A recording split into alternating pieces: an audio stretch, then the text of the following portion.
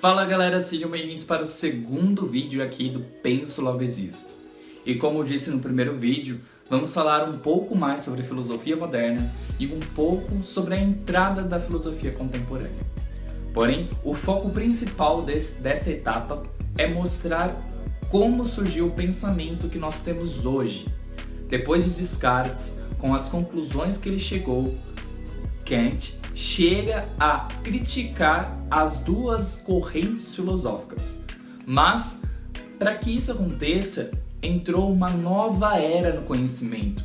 Aconteceu uma revolução no mundo todo, aonde chamamos de iluminismo.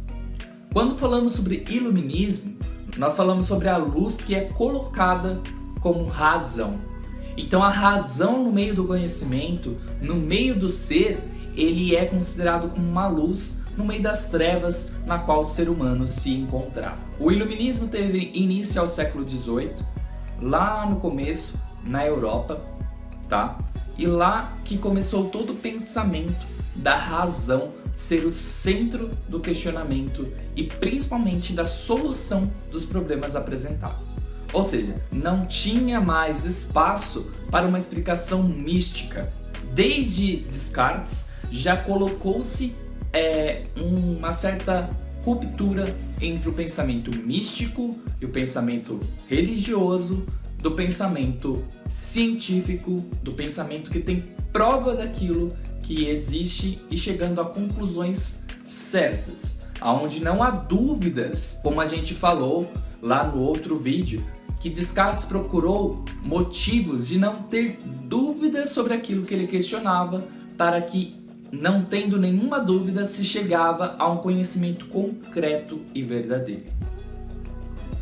Nesse caso, o iluminismo ele apresenta a razão como o centro das respostas.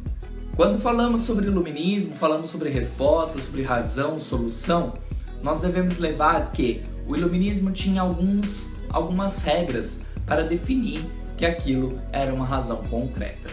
Primeiro, ele tinha que ser universal, ou seja, o conhecimento apresentado, a solução apresentada tinha que ser universal, ela tinha que se dar uma solução universal. Independente de onde o indivíduo estivesse, essa solução seria a mesma para todos. Trazendo aí as grandes ciências de matemática, física, química e essas coisas que são mais exatas, né? Onde se tem uma concretude daquilo que é apresentado. O iluminismo também apresenta uma certa queda de todo o pensamento político apresentado. Porque antes era a monarquia, a tirania, o absolutismo que era dominado. Ou seja, o poder era passado de geração em geração com o sangue da realeza que era destinada e escolhida por Deus, que acabava sendo o governador, o líder daquela parte da sociedade. Nesta parte, começa a se quebrar e questionar o porquê da relação da política e do poder estar sempre em uma família só ou em um poder só, e começa-se a haver um certo desafio pela frente, quebrar esse movimento político que estava na época. Assim, apresentando outros problemas e apresentando outras soluções para que possamos viver numa sociedade justa, onde todos tinham direito de opinar e direito de chegar ali ao poder. Mas não foi muito bem por aí.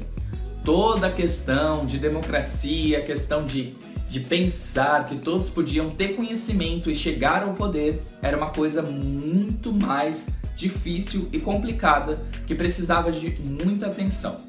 Dessa maneira, nós vamos deixar a política de lado e vamos focar um pouquinho mais sobre a filosofia e o iluminismo. Aqui nós vamos apresentar mais alguns filósofos que vão falar sobre política, filosofia e todo o contexto onde eles estavam, mostrando assim o pensamento iluminista chegando e concluindo o pensamento de Kant, que é o último filósofo que nós vamos falar. Aqui nós vamos falar sobre Voltaire, vamos falar sobre Montesquieu, vamos falar sobre Rousseau e vamos falar finalmente sobre Kant.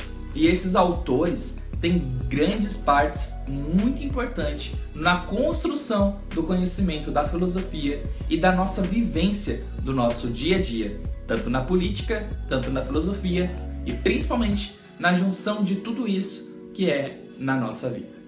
Até mais!